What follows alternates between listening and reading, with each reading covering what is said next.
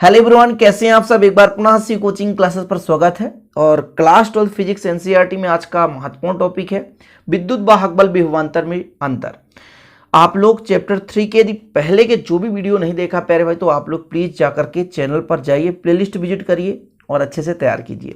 सबसे पहले बात करते हैं विद्युत वाहक बल है क्या। जैसे आपके पास कोई सेल है स्टूडेंट, और सेल में लगे हुए इलेक्ट्रोड हैं, एक तो धनात्मक होगा एक ऋणात्मक होगा, तो जो धारा होता है धन इलेक्ट्रोड से ऋण की ओर जाता है, ठीक है ना। ये सेल के बाहर की बात कर रहा हूं।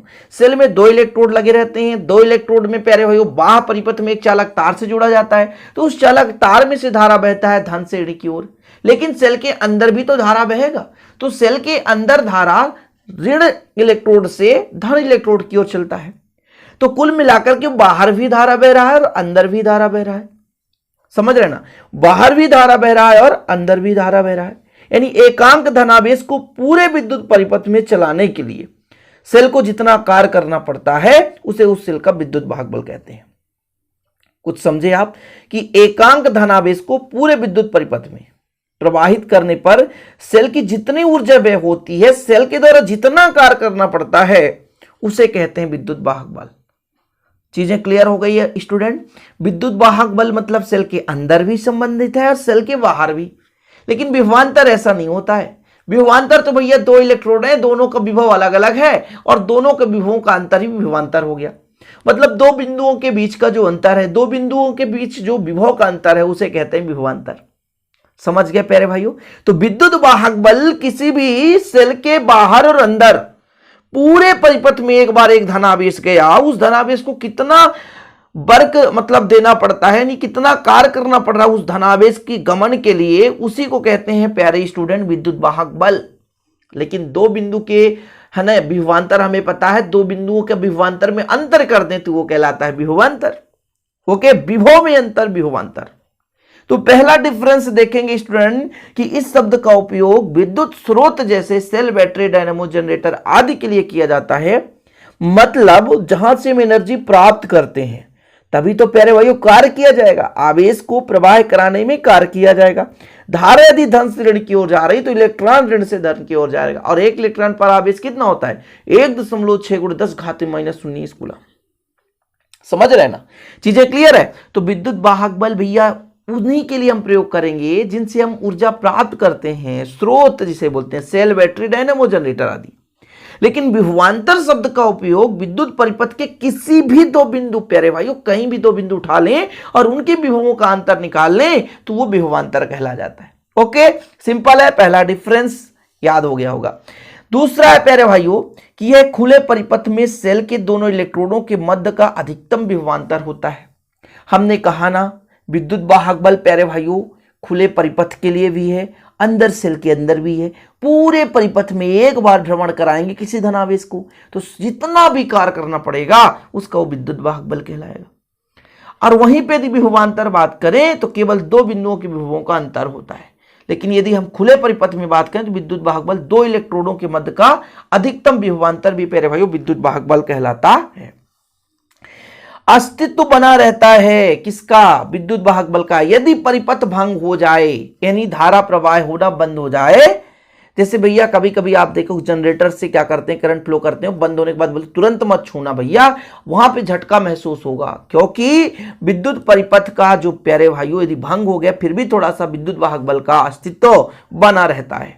लेकिन विभवांतर में ऐसा नहीं होता है। विद्युत परिपथ भंग हुआ कि विभवांतर वहां जीरो हो गया, कोई मतलब नहीं रह गया, विभवांतर सीधा छोड़कर चला जाता है। ऐसे याद करो। समझ रहे ना कि यानी विद्युत परिपथ भंग होने पर विद्युत वाहक बल बहुत लालची है, तो लालची है, छोड़कर नहीं जा रहा है। लेकिन विभवांतर विद्युत परिपथ भंग हुआ कि छोड़कर चला, मतलब ही है एक नंबर का। ओके, समझ गए ना। तो विद्युत वाहक बल प्यारे भाइयों कभी भंग मतलब तुरंत भंग नहीं होता, कुछ देर बाद तो ऐसे भी भंग होगा। लेकिन विभवांतर परिपथ भंग हुआ कि अस्तित्व समाप्त, कोई मतलब नहीं। अगला है किसी सेल का विद्युत वाहक बल बाह्य प्रतिरोध का प्रतिरोध पर निर्भर नहीं करता, यह किसी सेल के अभिलाक्षणिक गुण होता है। मतलब भैया बाह्य परिपथ का जो भी प्रतिरोध होगा उससे कोई लेना देना नहीं रखता है, यह केवल अभिलाक्षणिक गुण है। जबकि प्यारे भाइयों विद्युत परिपथ के किन्हीं दो बिंदुओं के बीच विभवांतर उन बिंदुओं के बीच जो भी प्रतिरोध होगा प्यारे भाइयों उस पर डिपेंड करेगा। यदि प्रतिरोध ज्यादा होगा तो विभवांतर कम हो जाएगा। ये तो सिंपल है, ये तो सिंपल है, ठीक है ना, इतना क्लियर है। अगला प्यारे भाइयों पांचवा है कि यह परिपथ के किन्हीं दो बिंदुओं के मध्य विभवांतर से बड़ा होता है और यह सदैव विद्युत वाहक बल से छोटा होता है। वैसे भी स्टूडेंट विद्युत वाहक बल में आप समझ लो ना भैया, पूरे चक्कर लगाना है, परिपथ है पूरे चक्कर, आवेश को पूरा घुमा दो, पूरा एक राउंड पूरा कर दो। धन सेल से चला भैया आवेश, है ना, ऋण सेल से चला धन की ओर, धन से फिर धारा बहरा, धीरे धीरे करके पूरे परिपथ में एक चक्कर लगा लिया तो अधिक तो कार्य करना पड़ेगा। लेकिन विभवांतर तो किन्हीं छोटे छोटे दो बिंदु ले लो, वहां पर जो भी कार्य करना पड़ेगा वो विभवांतर है। तो सिंपल है, विभवांतर का मान सदैव छोटा होगा और विद्युत वाहक बल का मान सदैव बड़ा होगा। समझ रहे ना, कारण क्लियर है। एक और आप समझो कि जो विद्युत वाहक बल होता है प्यारे भाई, इसी के कारण किसी परिपथ में धारा प्रवाहित होती है। जो विद्युत वाहक बल होता है इसी के कारण किसी विद्युत परिपथ में धारा प्रवाहित होती है, लेकिन विभवांतर में ऐसा नहीं होता। किसी विद्युत परिपथ में धारा प्रवाहित करने पर विभवांतर उत्पन्न होता है। ये आपका मतलब अगला डिफरेंस है जिसे आप लोगों को तैयार कर लेना है कि किसी परिपथ में जो विद्युत वाहक बल है उसे जब हम भैया स्टार्ट करेंगे, विद्युत वाहक बल उत्पन्न होगा तभी किसी परिपथ में धारा बहेगा।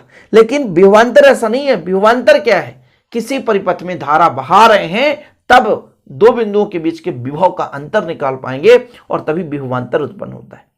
ओके प्यारे भाइयों, तो फटाफट एक बार रिवाइज करें। चलिए शुरू करते हैं। पहला नंबर का डिफरेंस देख सकते हैं कि भैया विद्युत वाहक बल का उपयोग कहां करते हैं? जहां से हमें ऊर्जा मिलती है, जहां से हमें एनर्जी प्राप्त होता है, जैसे सेल, बैटरी, डायनेमो आदि के लिए प्रयोग करते हैं। विभवांतर ऐसा नहीं होता। विभवांतर दो बिंदुओं के बीच के विभव का अंतर होता है। खुले परिपथ में यदि दो इलेक्ट्रोडों के बीच का अधिकतम कितना विभवांतर हो सकता है, वो एक विद्युत वाहक बल ही होता है। लेकिन प्यारे भाइयों, ये जो विभवांतर होता है वो दो बिंदुओं के बीच का अंतर होता है, विभव का अंतर होता है। यदि परिपथ को भंग कर दें तो विद्युत वाहक बल का अस्तित्व क्या होता है? बना रहता है, थोड़ा सा बना रहता है, कुछ देर तक बना रहता है। लेकिन विभवांतर में ऐसा नहीं होता। विभवांतर का अस्तित्व समाप्त हो जाता है। ठीक है, क्लियर है। यदि बात करूं कि विद्युत वाहक बल में जो प्रतिरोध पर निर्भर है तो बाहर चालक तार के प्रतिरोध पर निर्भर नहीं करता, लेकिन विभवांतर भैया दो बिंदु है उनके बीच जो चालक तार है उसके प्रतिरोध पर निर्भर करता है।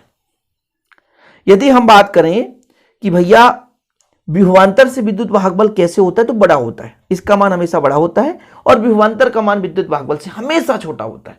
ये चीज नोट डाउन कर लो। और किसी परिपथ में पैरे हुए विद्युत वाहक बल के कारण ही धारा प्रवाहित हो रहा, लेकिन विभवांतर में ऐसा नहीं होता। जब हम परिपथ में धारा प्रवाहित करेंगे तभी विभवांतर उत्पन्न होगा। तो ये हो गए कुछ 5 से 6 डिफरेंस। उम्मीद करता हूं वीडियो पसंद आया। पसंद है प्लीज लाइक करें, दोस्तों के साथ शेयर करें। मिलते हैं नेक्स्ट वीडियो के साथ, तब तक के लिए जय हिंद, वंदे मातरम।